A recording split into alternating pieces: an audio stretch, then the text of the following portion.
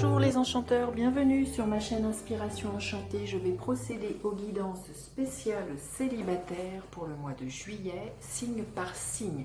Alors soyez rassurés si vous êtes en couple, je ferai les guidances pour le couple après. Petit rappel, ce sont des guidances générales, ça ne pourra pas parler à tout le monde. Si vous connaissez votre signe ascendant, allez faire un tour du côté de votre ascendant. Et s'il n'y a toujours pas de message, peut-être que vous trouverez un éclairage sur d'autres chaînes. Et puis, si toutefois le cœur vous en dit, je mettrai en barre d'infos le mail avec lequel vous pouvez me joindre pour avoir une guidance plus personnalisée. Et puis, je voulais vous dire aussi merci pour tous vos abonnements, vos likes, vos encouragements. Ça me fait vraiment, vraiment chaud au cœur. Et puis, un autre petit point que j'avais envie de soulever avec vous. C'est vrai que la vidéo est intitulée Juillet 2020, mais dites-vous que les guidances, il se peut que ce dont je parle soit passé bien avant le mois de juillet, que vous soyez en train de les vivre ou que cela se passe au-delà du mois de juillet. Et ça, c'était vraiment un point que j'avais envie de souligner. Voilà les enchanteurs, alors à tout de suite pour les guidances signe par signe spéciales célibataire. Alors, les taureaux, quelle est votre guidance sentimentale? Qu'est-ce qui s'invite pour vous en amour au mois de juillet? Alors, les taureaux, quel est votre état d'esprit à un nouvel amour, à une rencontre? Quel est votre état d'esprit?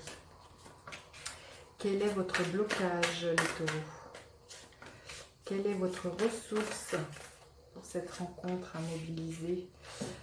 Quelle action vous avez à mener? Quelle est l'action que vous avez? Oui, je pense que, je pense qu'il y a un homme, un roi de coupe. Il y a une nouvelle, les cartes se sont tombées. Voilà, il y a une nouvelle rencontre avec un roi de coupe, avec un homme extrêmement bienveillant qui s'en vient vers vous. Voilà. J'en suis très déstabilisée. Enfin, vous voyez, les cartes ont volé, donc le tarot a voulu s'exprimer.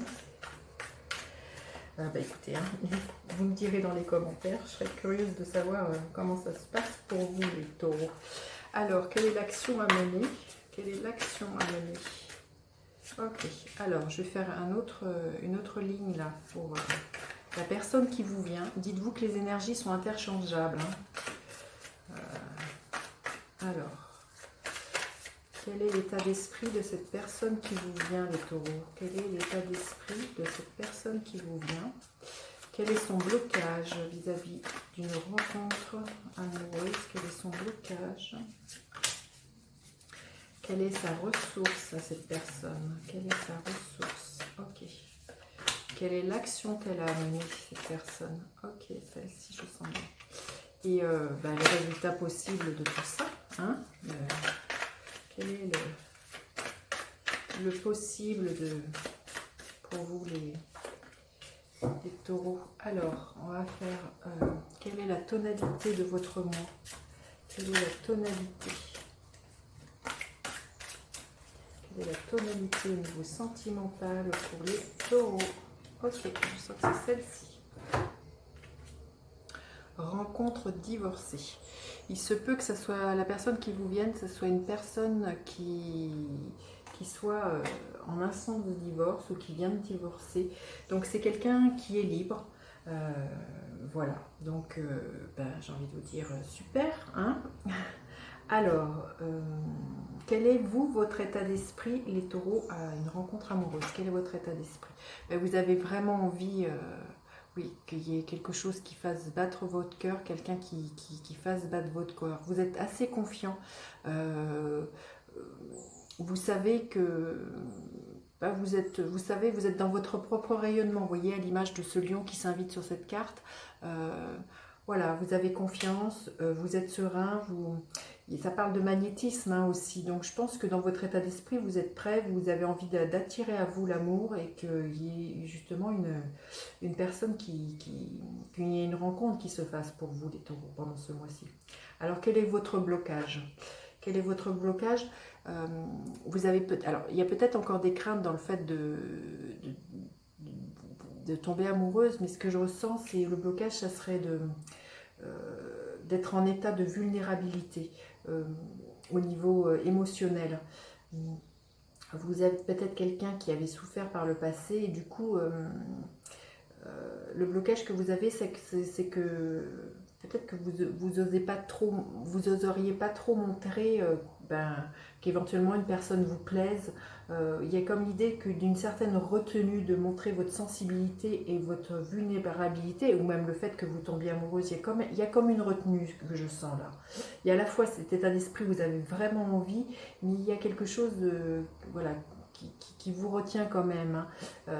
Peut-être la peur de d'être mise à nu et de d'être vulnérable. Alors, quelle est la ressource que vous pouvez mobiliser à l'intérieur de vous? La ressource, c'est d'écouter votre cœur, justement, de laisser tomber vos craintes, même si par le passé vous avez souffert, mais là, ce que vous avez, c'est d'écouter votre cœur, et si votre cœur chante, j'ai envie de vous dire, allez-y, et n'écoutez pas votre mental qui pourrait vous raconter des histoires comme du style, non mais tu te souviens la dernière fois comment tu as souffert, ou un tas de choses comme ça qui ferait que vous bloqueriez une rencontre, les taureaux. Alors, quelle action vous avez à mener? Waouh, c'est magnifique. Vous voyez, il y a quand même quelque chose que je sens, c'est ça ce que je sentais. Il y a quand même une action, l'action que vous avez à mener, il y a à guérir quelque chose qui par le passé a pu être douloureux, justement. Il y a aussi peut-être une prière à faire à votre ange gardien, si c'est dans vos croyances, vous voyez. Ou à vos guides, vous voyez, on voit cet ange. Donc l'action que vous avez à mener, c'est peut-être de prier, vous savez, ou d'être dans cette forme d'intention. Vous savez bien que les pensées sur lesquelles nous focalisons ont tendance à se manifester. Donc là, j'ai envie de vous dire, voilà, il y a une petite prière de ce que vous avez envie de voir se matérialiser, se concrétiser, hein, dans votre vie. Vous me direz, hein, les taureaux. Alors, quel est l'état d'esprit de cette personne qui vous vient? L'état d'esprit, voilà. Personne divorcée, quand on voit là, c'est une personne qui a beaucoup souffert, je pense, et qui a eu besoin d'un temps de repli pour cicatriser ses blessures du passé. Donc oui, c'est quelqu'un qui a envie de sortir du nid, hein, voyez, mais qui a eu besoin de ce temps pour se restaurer, pour être à l'abri de beaucoup de choses qui ont pu être dites, qui ont blessé cette personne-là. Donc c'est peut-être encore une personne qui est encore... on va voir la suite du tirage, qui n'est pas encore, voyez, peut-être totalement prête. C'est peut-être pour ça que la rencontre n'est pas là. On va voir. Le blocage, voyez, c'est une personne qui hésite. Peut-être c'est une personne qui hésite justement dans le fait de se réinvestir concrètement dans une relation amoureuse. C'est une personne qui a été extrêmement, peut-être, qui a pu être blessée. Donc il y a encore de l'hésitation. Alors, quelle est la ressource de cette personne? Vous voyez, il y a deux.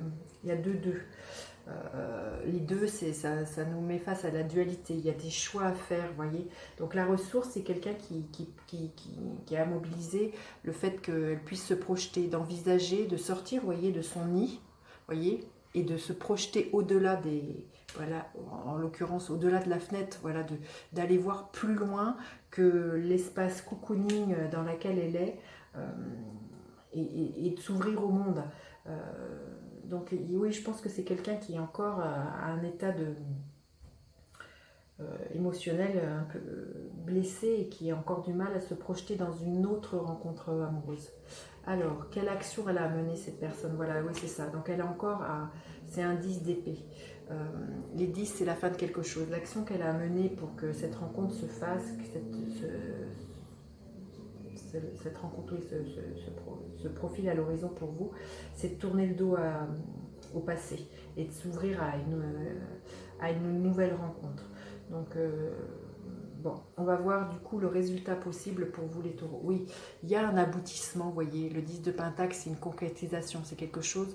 Il y a l'idée quand même qu'il y a une rencontre qui se profile avec vie de famille, vous voyez, on voit avec quelque chose qui est extrêmement joyeux, et puis c'est des pentacles, donc c'est quelque chose qui va se concrétiser, j'ai envie de vous dire, les taureaux, une rencontre amoureuse. et qui durera dans le temps et auquel il y aura une notion de...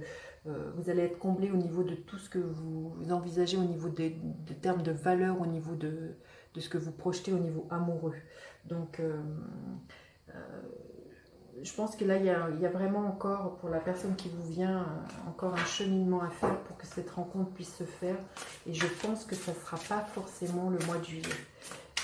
Cette personne a besoin d'un peu de temps pour se restaurer, voilà, et sortir du nid et venir vers vous.